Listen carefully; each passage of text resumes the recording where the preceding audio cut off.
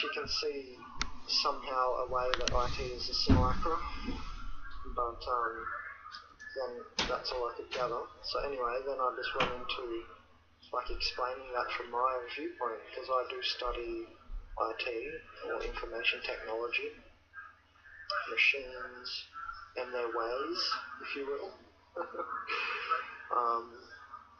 So I'm kind of a computer scientist, or becoming one, and I can see, I once found this word on the internet, simulacrum, or simulacra, and it means like a copy of something. I've also heard Terence McKenna use it too in one of his lectures.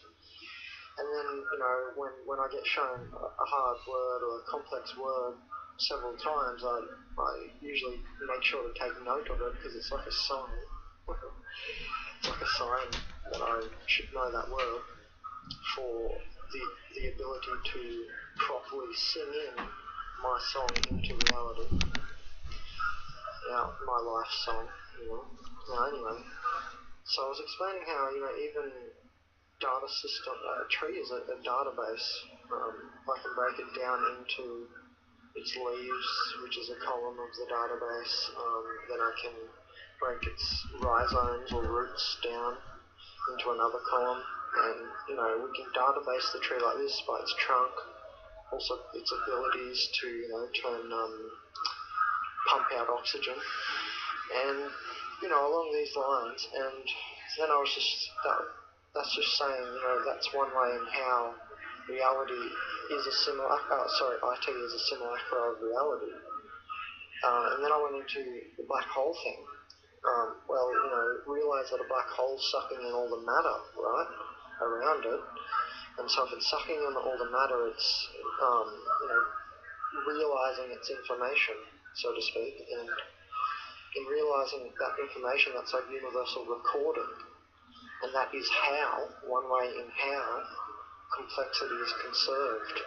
Because as it's voided, if I take this next phrase from Walter Russell, The Secret of Light, as it is voided, it is recorded. That's from Walter Russellian science. Some people call that pseudoscience, but I think they'll have to take heed to people like Nikola Tesla and Walter Russell saying about the same thing.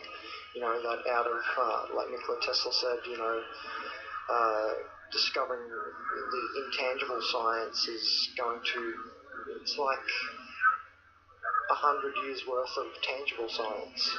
You know, one little discovery of the intangible, anomalous workings of the universe.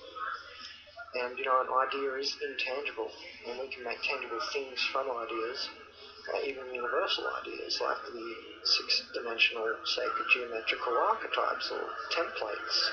They're like ideas too for things. Now, you know, so I was just saying how black holes are like the databases. They're like people, you know, they're taking the role of, when I'm a databaser in IT, for the universe, you know, so they're like gods, if you will, databases. So they're recording all the information. That's how complexity is, at least one way how complexity is conserved. And that's how IT is a simulacra. So one day we'll be able to database all the stuff in the universe, you know. By then I doubt we'll look like humans, but I just mean we as in collective conscious creation, or the lighted pathway, or those who are alive and made of, you know, the light instead of falling forever in darkness, so to speak, you know, and non-understanding. So this is a Gnostic view, really, that IT is a simulacra. That's a Gnostic view then, you know, of Gnosticism, or knowing, which is different to information assimilation, which is another way the computers will make people more spiritual too. They'll show you that difference. But anyway, yeah, so these are ways in which IT is a simulacra. You can imagine one day some, I don't know, device recording all of the information in the solar system. You know, in the solar system, I don't know, we might set up a device I'd say personally that that device already exists, and that's called the sun, or Ra. The six-dimensional motion of the sun is Ra. It has other personalities, or dimensional personalities, I guess you might call it. But yeah, so it already is that device, you know. And then the black holes at the center of well, really, the black hole at the center of the galaxy isn't it? But the sun is also recording everything in its heliosphere, and that's all I was making joke of just before. But yeah, really, in reality, I guess the best way to say it is that the black hole is, you know, filling that position of recording. It's like it's recording all the information coming into it. So we don't know exactly what happens over the event horizon, and 2012 was like that for anyone who was really, really paying attention to it. It was like a naked event horizon, and you couldn't see the maximum novelty domain properly until you got there. And unless you had notions, so you could partly see by guessing, by trends, by seeing trends of, you know, what's going over the event horizon, but you couldn't exactly say how it was going to be. You know, now if you had, say, some wisdom of it from seeing trends such as Coincidentia Oppositorum is a state of this post-historical domain. It's all the resonances meshed, so it's transcendental as well, and that's actually psychedelic as well. That you see, it's opening up to a larger domain of, it's kind of like stepping into more reality, but on a whole new step or level. You know, it's a major Genesis Singularis after 20 billion years. Process of becoming, and I've talked about this trend of densification and how the higher dimensions have the effect of adding on to the lower dimensions, and lower dimensions always in all realities have the effect of grounding out higher dimensionality.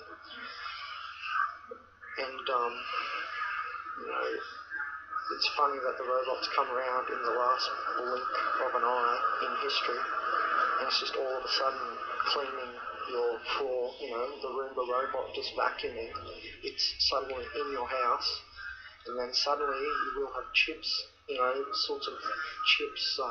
They won't all be metallic, they'll be crystal chips, more different types of plastic,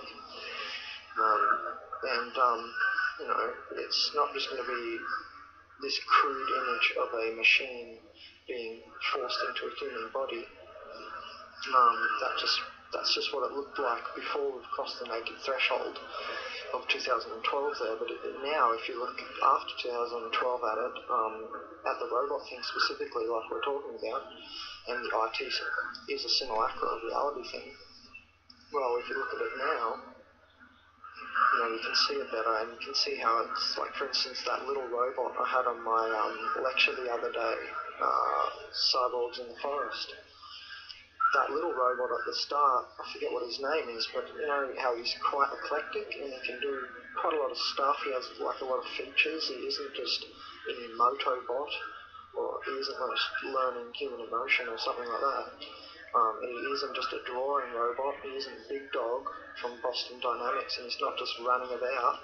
You know, it's a like compressed robot and a bit eclectic, and that's the notion of the maximum novelty domain, eclecticism and synthesization, but not just addition synthesization, synergisticism, which means, you know, more than the sum of its parts, and it carries the notion of Coincidentia Oppositorum, which means, say, two things coming together, like the divine masculine and divine feminine, for instance, in humans. That's a Coincidentia Oppositorum when that divine marriage happens. Now, there's many Coincidentia Oppositorum moments, events, situational contexts of this new domain, the maximum novelty domain, post-history. It's all the resonances meshed, remember? So, and in their meshing, neither becomes a half. They're still fully expressed. That's the idea of Coincidentia Oppositorum. That each half, it's not a half, the new one whole of two things. They're both uniquely still completely expressed, but in some new form. And this is how one-way reality works. You're always plunging, and as you're plunging more into novelty, there's an unfolding process, where things are being unfolded. So IT seems to be definitely some sort of like new biota. We've moved from electrons to RNA and DNA to complex biology like you and me, and now we're moving to machines. The Big Bang was just a field of electrons, so you can see the complexity is there, and that's a giant trend. But this major cycle, this Genesis Singularis cycle, is some sort of other cycle. This 20 billion years precession of the Milky Way around the central sun of the universe is some sort of process of becoming, and apparently it happens quicker and quicker now. So it's broken down into 20th, so apparently it happens 20 times faster, so the next grand cycle is only 1 billion years. Apparently, and I mean, to me, I wouldn't disagree. I don't know where I pulled that from.